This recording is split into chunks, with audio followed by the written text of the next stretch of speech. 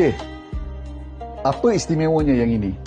Okey, kalau saya tunjuk tadi, bila kita dalam galeri apa semua, kebanyakan lukisan kita dia expose.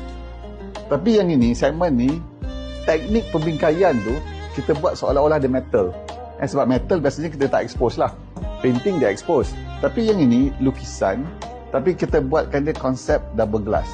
Jadi ini adalah dia boleh, kalau painting ni kita nak expose tak ada masalah. Tapi yang ni kita saja nak tunjuk kepada tetamu ataupun tunjuk kepada kita punya customer yang datang apa kesan-kesan dia. Jadi yang ni maksudnya walaupun lukisan kita guna teknik pembingkaian seperti metal pun dia menghasilkan satu hasil seni yang cantik. Sebab ini kita ada buat satu dekat Terengganu. Nanti saya tunjukkan.